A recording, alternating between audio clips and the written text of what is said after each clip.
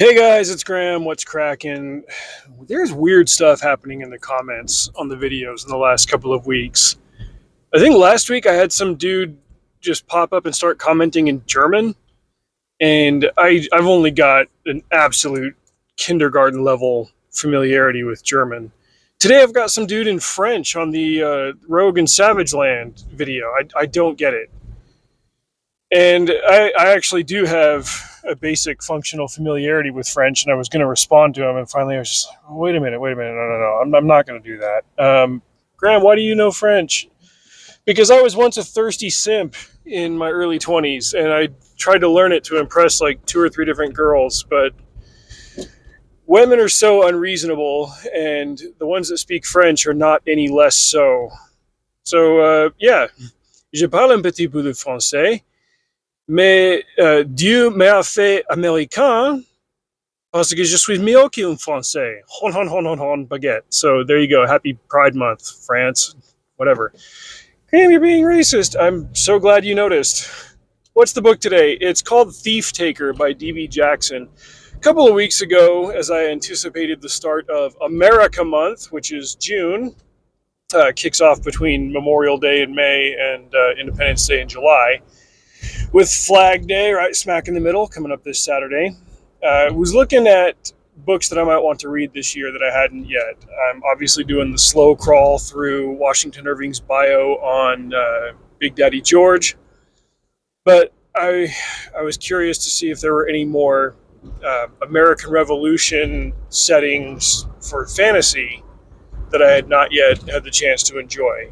So I hopped on the AI and I was like, hey, where are some books that are fantasy or sci-fi or whatever that fit into this time period that I don't know of. I've read Dragon America by Mike Resnick. I reviewed that here. And a couple of years ago, I reviewed The Crossing by, oh gosh, the author's name escapes me. It was, I think I gave it 3 stars. It was fine. It was set in Eric Flint's 1631 universe or whatever, where like people randomly get teleported between different time periods. And there was a group of military cadets that got sent from 2008 back into 1776, and they had to help with the crossing of the Delaware. And so like that was cool. It was fine. It felt like all good and topical and seasonal and stuff. And so like that was enjoyable enough to read. Well, the AI recommended this book called THIEFTAKER by D.B. Jackson, which if I remember reading right in kind of like a short bio of the author, I think he's got a PhD in the American Revolution specifically. So it's like, cool, this guy's going to know a lot of details and stuff. I was a little bit apprehensive, excuse me, at the low rating for the book on Audible and Goodreads. I don't put a whole lot of stock in those things, but I have noticed that more often than not, if a book has fewer than 4 stars in a general rating with like a significant amount of people who have read it, chances are I won't get into it that much. But I was still curious enough to check it out based on the pitch and the premise, and there's a whole series of these. I think there's like 6 or 7 of them at the very least. It's like, all right, I'll check it out. A thief taker is an historic term for somebody from that time period who would, kind of take private eye style jobs.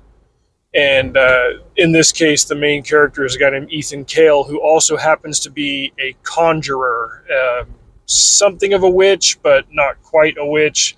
It's not exactly witchcraft. Like, he's got the ability to do magic, but he has to use blood as a source, often his own. And conjurers in this world are always easily visible because they'll have a lot of little scars all over their body, especially on their forearms. They'll keep a knife with them, and if they've got to do magic, they got to draw a little bit of blood and then say something in Latin, say, hey, use my blood to make X happen. And if it's a big demand, it'll take a lot more blood, and so on and so forth.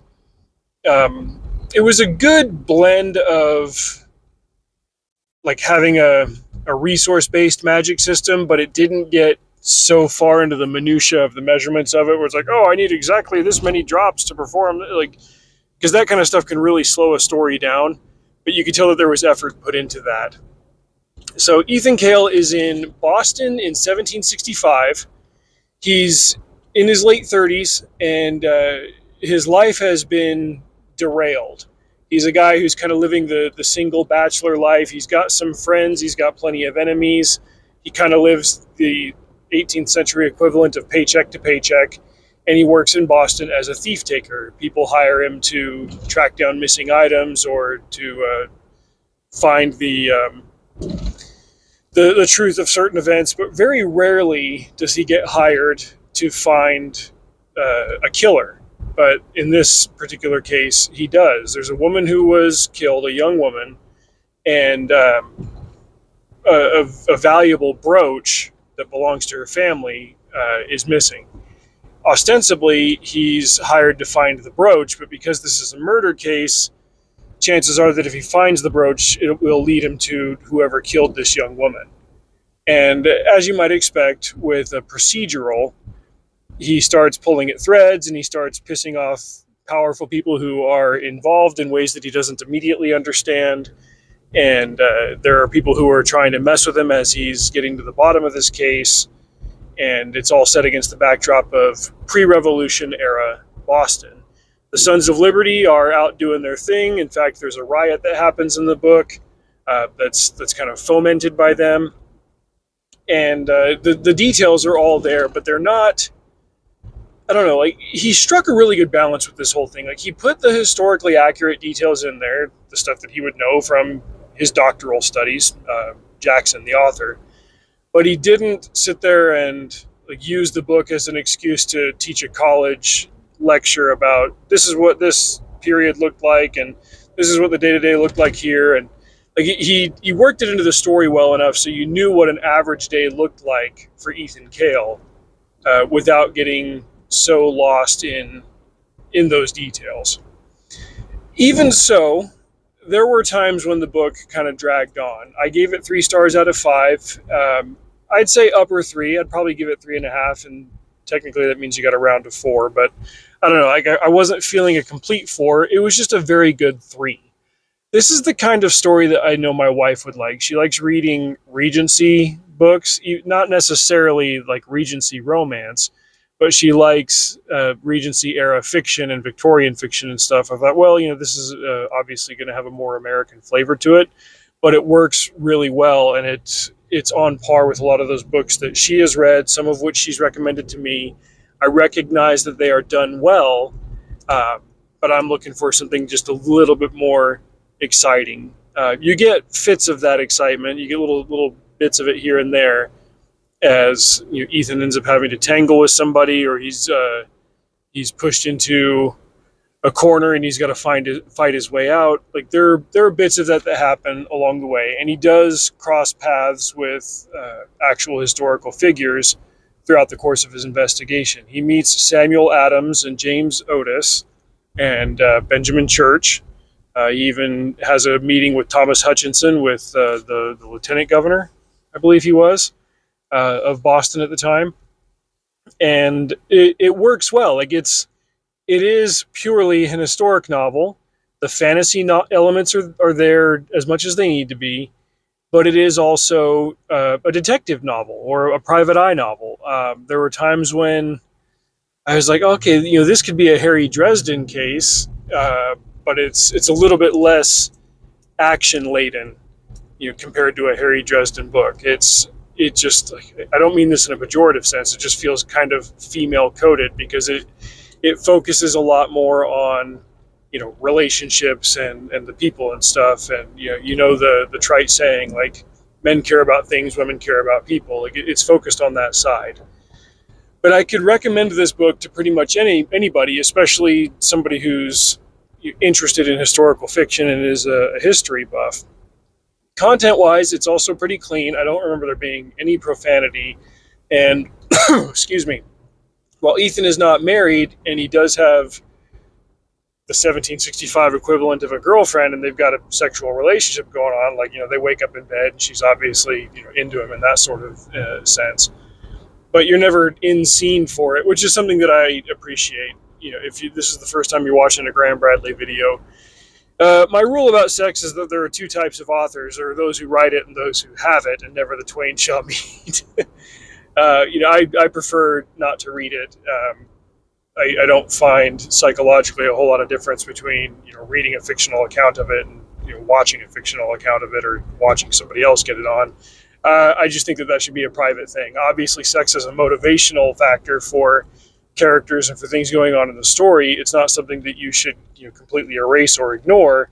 I just don't need to be in the room for the deed to happen. That sort of thing is not my bag, baby.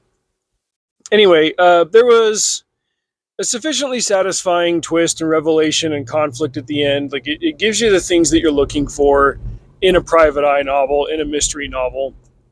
I'm just not going to be charging through the gates to read the next several of these in quick succession, like I did with Longmire or with Dresden when I first got into those books. But the advantage of that is that in the years to come, as I'm looking for another American Revolution themed book to read in June, hey, I'll always have the next THIEFTAKER book. I think this one came out in 2012. So they've been out for a while. I don't know what else D.B. Jackson has written, but I'll be able to make a pretty confident recommendation of this book to anybody going forward. I think it was well done. I thought it was also kind of good serendipitous timing, although it is also June. I'm subscribed to DJ Butler's newsletter, and he mentioned last weekend that he had just finished reading 2 different biographies of John Adams.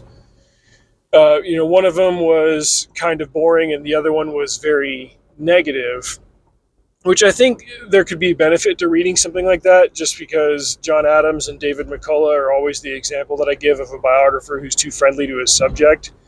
And Adams was a man of faults and flaws, not least of which was his pride. And, there are people who are contemporary historians of the American Revolutionary period, but with a very negative outlook on it, that it was just a bunch of grumpy guys that didn't want to pay taxes and wanted cheaper goods. I'm like, well, yeah, obviously. But they tried to make it into something more than what it was, blah, blah, blah. Dave described it as like a BLM guy's version of history. He just happened to do a lot of like detailed writing about John Adams, but it was obviously more of an editorial than an unbiased biography. Nevertheless, like you probably can pick up factlets and stuff along the way in a book like that you wouldn't get with David McCullough's very glazing look at the life of John Adams. Anyway, that is an endorsement for THIEFTAKER by D.B. Jackson. I thought it was a good read. I'm glad that I read it. I'm glad that I'm done reading it. I'll recommend it to my wife and see what she says. But hey, if you're looking for something in that vein for this time of year, check it out. Until next time, drive safe. See you out there.